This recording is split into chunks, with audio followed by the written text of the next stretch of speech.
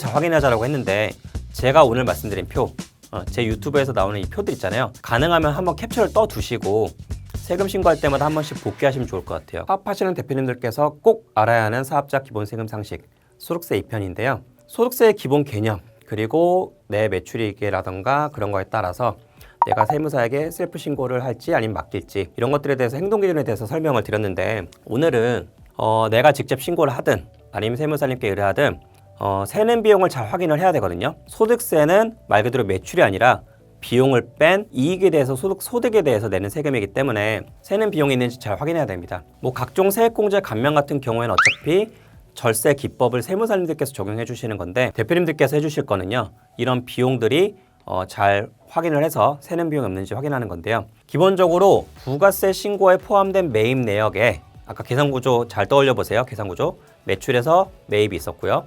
그 부가세에 포함된 매입 내역에 인건비는 원천세라는 게 신고가 필요합니다. 인건비가 존재하는 경우에는요, 나 인건비 지출했어요, 그냥 무조건 비용 넣어주세요, 이게 아니고요.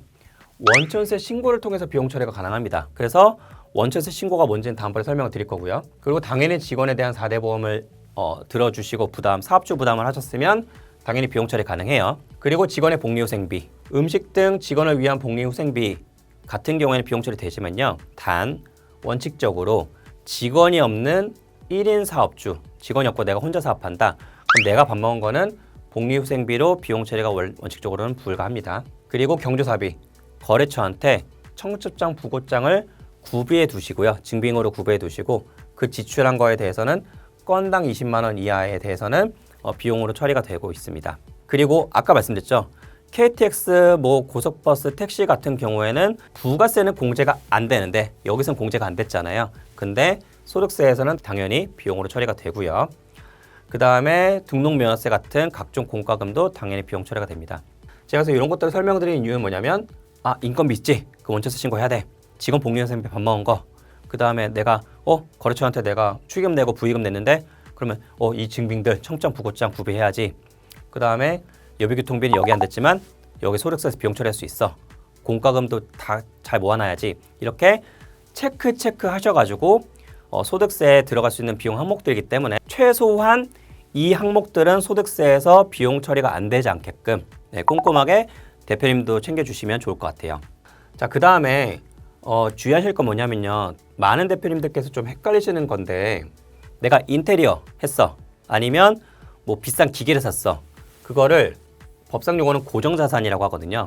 근데 고정자산 내가 1억을 들였어. 인테리어를. 그러면 고정자산 구입비용 전액이 일시에 비용 처리되는 게 아닙니다. 예를 들어서 내가 1억을 2025년에 지출했잖아요. 그럼 2025년에 인테리어 비용 1억 이렇게 들어가지가 않아요. 건물은 40년, 나머지 인테리어 이런 건 5년 이렇게 해가지고 5에서 40년간 분할해서 비용 처리가 됩니다. 예를 들어서 건물을 샀다고 볼게요. 건물은 세법에서는 비용을 보는 게 아니에요. 내가 현금으로 지출을 했지만 그게 비용이 아니고요. 내 자산인 거고요. 자산은 차도 그렇죠. 시간이 지남에 따라서 감가, 가치가 감소합니다. 그래서 상각, 그거를 조금씩 깎아 나가면서 비용을 인식하라는 거거든요. 그래서 내가 예를 들어서 차를 5천만 원에 샀다. 그럼 내 통장에서 5천만 원 빠져나갔지만 그럼 나는 이거 당연히 비용 처리 이렇게 생각하실 수 있잖아요. 그게 아니고 그 해에는 나누기 5에서요. 1,000만 원만 비용 처리가 됩니다. 그럼 내 돈 4천만 원 나갔는데요. 그거는 다음에 또 1,000만 원, 그 다음에 또 1,000만 원 이런 식으로 비용 처리가 됩니다. 물론 차량 같은 경우는 한도가 있지만요. 그건 논의로 치고 어쨌든 감가상각비, 즉 내 고정자산에 있어서 비용은 내가 돈을 일시에 지출했지만 비용 처리는 이 5에서 40년간 나눠서 들어간다. 그게 꼭 유의를 하시고요. 그래서 이게 좀 많아요. 내가 고정자산 하느라 돈 지출 많아서 근데 이건 비용 처리될 거니까 세금이라도 적게 내겠지. 내가 고정자산 사느라 돈이 지출이 컸는데 출혈이 컸는데 세금이라도 적겠지 싶었는데 생각보다 세금이 안 적어서 놀라시는 대표님들이 많아서 높아지면 한 번 더 말씀드리고요.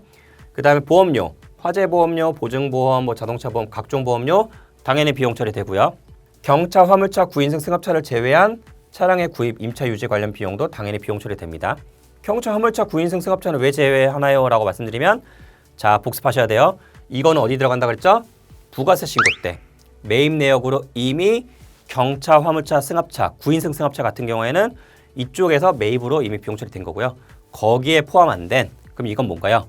여자친구, 와이프, 남편하고 데이트 가는 세단 SUV의 차량의 구입, 임차, 유지 관련 비용이 여기서 비용 처리된다라고 보시면 되고요.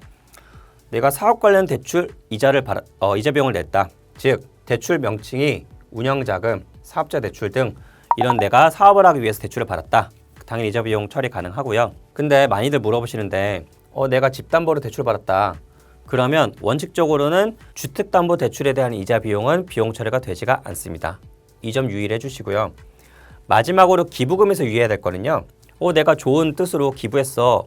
그러면 이거 비용 처리 된다는데요. 맞아요. 맞는데 주의할 것은 법에서 정한 곳, 뭐 사회복지공동모금회라던가 이렇게 법에서 정한 곳에 지출한 기부금만 인정되고요.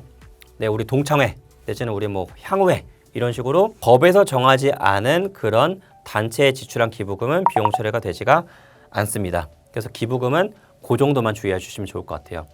세는 비용을 잘 확인하자라고 했는데 제가 오늘 말씀드린 표, 제 유튜브에서 나오는 이 표들 있잖아요. 가능하면 한번 캡처를 떠 두시고 세금 신고할 때마다 한 번씩 복귀하시면 좋을 것 같아요. 그러면 5월에 셀프 신고든 세무사님께 맡기시든 어쨌든 이러한 비용 항목들은 최소한 대표님들께서 챙겨서 내가 보내야겠다. 물론 이거에 대해서는 이런 거 챙겨주세요라고 요청을 받을 수도 있겠지만 미리미리 조금 염두에 두시고 기중에라도 연중에라도 미리 증빙을 챙겨두시면 좋아서 말씀을 드렸습니다. 그래서 소득세는 이게 전부예요. 사실 이게 전부고 기초적으로는 이게 전부니까 이렇게 염두에 두시면 좋을 것 같고요. 저는 다음번에 원천세, 이 원천세죠. 나 인건비 있는데 그럼 원천세 신고 통해서 비용 처리해야 되니까 이거에 대해서 제가 설명을 한번 드려보겠습니다. 네, 오늘도 고생하셨고요. 가능하시면 좋아요와 구독 눌러주시면 감사하겠습니다. 네, 감사했습니다. 고생하셨습니다.